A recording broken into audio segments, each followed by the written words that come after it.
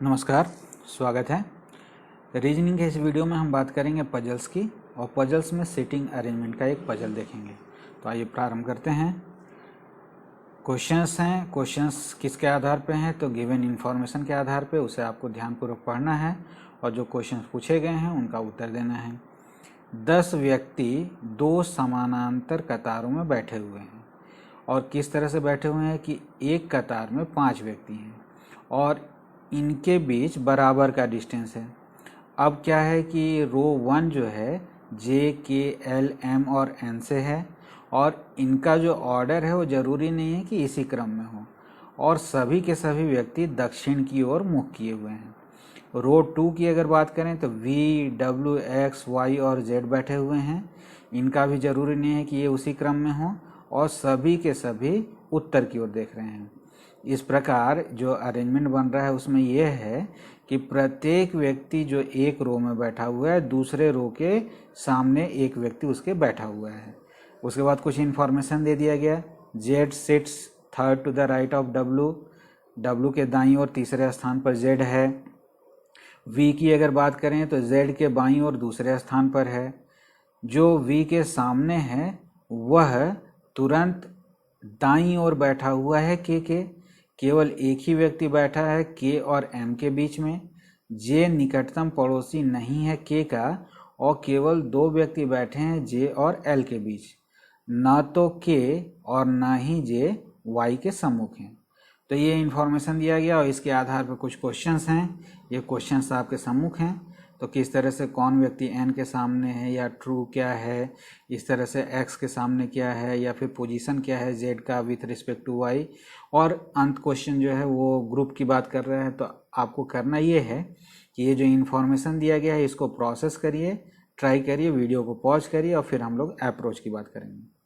Hope so आप लोगों ने बनाया होगा।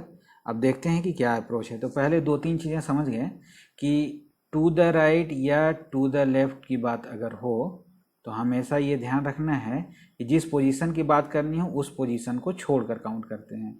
दूसरी चीज़ नॉर्थ फेसिंग, ये आप अपने आप को मान सकते हैं। आपका जो डायरेक्शन है जिस तरह से बैठे हुए हैं राइट और लेफ्ट आपका ये होगा। वैसे ही साउथ फेसिंग की अगर बात करें तो लेफ्ट और राइट जस्ट रिवर्स हो जाएगा। तो ये ध्यान रखना है।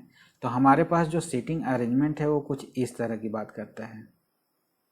इसी को आपको ध्यान से समझना है और ये समझ लेंगे तो फिर आगे चल के दिक्कत नहीं होगी। तो क्या चीज़ें हैं? तो हर एक रो में 5 व्यक्ति हैं। तो इस तरह से आपने क्या किया, 5 व्यक्ति को बना लिया और इसके सामने इक्वल डिस्टेंस पे 5 व्यक्ति हैं। तो ये अरेंजमेंट है कुछ इस तरह से कि एक रो का एक व्यक्ति दूसरे रो के व्यक्ति के सामने है। नॉर्थ फेसिंग तो हमेशा याद रखना है राइट एंड लेफ्ट और साउथ फेसिंग तो लेफ्ट एंड राइट, दायां और बायां इस तरह से आपने रिप्रेजेंट कर दिया। और उसके बाद जो इन्फॉर्मेशन दिए गए हैं उसको आपको यहाँ रिप्रेजेंट करना है। तो हमेशा याद रखिए कि जो नॉर्थ फेसिंग है उसमें कौन कौन से हैं, तो वी डब्ल्यू एक्स वाई और जेड, और जो नॉर्थ से साउथ की तरफ देख रहे हैं वो कौन कौन से हैं, जे के एल एम और एन। अब ध्यान से देखते हैं Z sets third to the right of W. तो जेड की अगर बात करें तो वो आपका यहाँ नॉर्थ फेसिंग है, third to the right of W. तो मतलब क्या है, डब्लू की अगर बात करें डब्लू के कौन कौन से पोजीशन हो सकते हैं तो ये हम लोग देखते हैं। डब्लू अगर यहाँ हुआ तो इसको छोड़कर तीसरा स्थान मतलब 1 2 3 यहाँ कौन हो सकता है, जेड हो सकता है। ये ध्यान देने वाली बात है कि एक और पोजीशन हो सकती है जहाँ पर क्या होगा, डब्लू यहाँ हो जाएगा 1 2 3 और जेड यहाँ हो जाएगा। तो ये 2 पोजीशन 2 पॉसिबिलिटीज़ हैं। तो हमेशा जब आप कॉम्पिटिटिव एग्ज़ाम में बना रहे हों तो ये पॉसिबिलिटीज़ आप पहले ड्रॉ करके रख लें ताकि एक गलत हो तो जो घबराहट है मन में वो ना आए। घबराहट नहीं आएगी तो पजल बहुत आसानी से बन जाएगा। ये स्टार्टिंग वाला ही बना कर रखना चाहिए क्योंकि एक कन्फिग्रेशन गलत हुआ तो दूसरे में आप तुरंत स्विच कर जाएंगे। ओके, तो चलिए आगे की बात करते हैं। V के संबंध में इंफॉर्मेशन दिया गया है कि V seat second to the left of Z। तो Z को अगर यहाँ रखा तो इसका बायां इस साइड होगा। इधर बढ़ते हैं सेकेंड टू द लेफ्ट 1 2, तो यहाँ आपने किसको रख दिया, V को रख दिया। अब आप देखिए कि V के संबंध में और कोई इंफॉर्मेशन है क्या, तो आप देखिए द पर्सन फेसिंग V, तो V के सम्मुख कौन व्यक्ति है, ये है। और यहाँ पे क्या कहा गया है कि seats on the immediate right of K, तो यहाँ राइट और लेफ्ट चेंज हो जा रहा है, तो मतलब V के सम्मुख वाला जो व्यक्ति है वह तुरंत दाईं ओर K के बैठा है, तो K को कहाँ बैठाना होगा, यहाँ पे बैठाना होगा, तभी इसके दाईं ओर तुरंत कौन बैठेगा, जो V के सामने बैठा है। फिर आगे की बात करते हैं, J is not an immediate neighbour of K, तो J यहाँ नहीं हो सकता और साथ ही साथ J यहाँ नहीं हो सकता, तो J की जो पॉसिबल वैल्यूज हैं या तो J यहाँ होगा या फिर J यहाँ होगा। आगे बात कर लेते हैं K के संबंध में और क्या इंफॉर्मेशन है।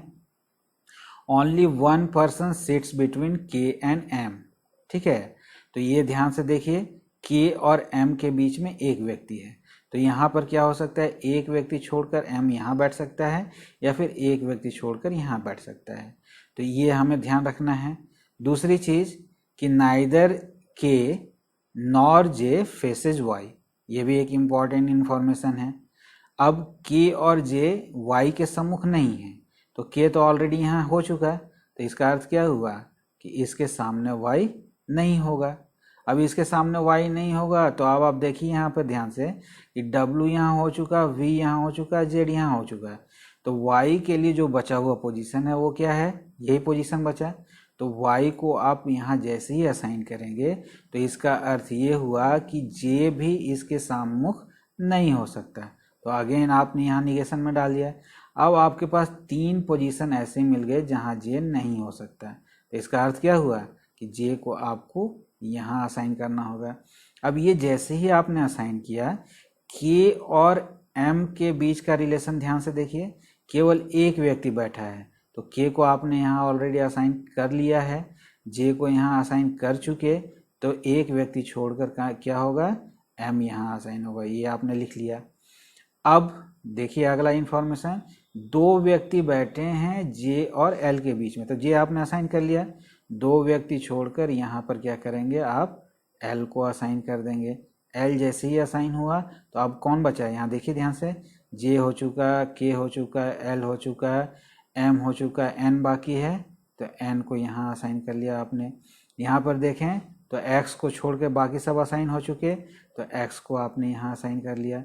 अब आपका काम क्या है, इन सारे इन्फॉर्मेशन को यहाँ वेरीफाई कर लीजिए कि जो हमारा अरेंजमेंट है वो सही है कि नहीं। अरेंजमेंट क्या बना, J N K L M और W V X Z और Y, तो इस तरह से हम लोगों ने इस पजल को सॉल्व कर लिया। अब आगे की बात करते हैं, मान लीजिए यहाँ कोई भी इंफॉर्मेशन गलत होता है तो तुरंत हम लोग क्या करते हैं, ये स्विच कर लेते हैं। आपका काम ये है कि आप इस कॉन्फ़िगरेशन को ट्राई करेंगे पहले और देखेंगे कि क्या इंफॉर्मेशन रिप्रेजेंट नहीं हो सकता। चलिए आगे की बात करते हैं। क्वेश्चन क्या है, एन के सम्मुख कौन है, तो देखिए एन के सम्मुख कौन है, वी, तो option number 3 is correct. Which of the following statement is true regarding M, M faces one of the immediate neighbours of X, X के निकटतम पड़ोसी के सम्मुख M है, तो ये तो नहीं है, निकटतम पड़ोसी Z या V हैं, तो ये पहला वाला स्टेटमेंट तो गलत है। दूसरा statement, K is one of the immediate neighbours of M, K क्या निकटतम पड़ोसी है, नहीं, L है। Next, none of the given statement is true, अभी हम नहीं बता सकते। L sits on the immediate right of M, तो देखते हैं, L sits on the immediate right of M, बिल्कुल सही, क्योंकि इनका डायरेक्शन साउथ की तरफ है, तो L जो है ये इसके राइट में है, तो आपका option number 4 is correct. Only one person sits between M and N, इसको देख लेते हैं, तो M और N के बीच में अगर देखें तो कितने व्यक्ति बैठे हैं, 2 व्यक्ति बैठे हैं, तो इस कारण से ये ऑप्शन भी गलत है। नेक्स्ट, X के सम्मुख कौन है, तो देखिए X के सम्मुख है K, तो option number 1 is correct. Next, what is the position of Z with respect to Y, Z के संदर्भ में क्या है, आपका पोजीशन देखना है, तो यहाँ देखिए इमीडिएट लेफ्ट है, Y के संदर्भ में इमीडिएट लेफ्ट है, option number 3। Next, 4 of the following 5 are alike in a certain way based on the given seating arrangement and hence form a group, which is the one that does not belong to that group. देखते हैं ध्यान से, M, J, N और W। तो ध्यान से देखिए, और एक है Y। तो M कॉर्नर पे बैठा हुआ है, J भी कॉर्नर पे बैठा हुआ है, Y भी कॉर्नर पे बैठा हुआ है, W भी कॉर्नर पे बैठा हुआ है। अलग कौन सा है? N। निश्चित तौर पे ये आपको क्या करना है? अलग करना है। तो इस तरह से ग्रुप में क्वेश्चन आ सकते हैं। वीडियो देखने के लिए बहुत बहुत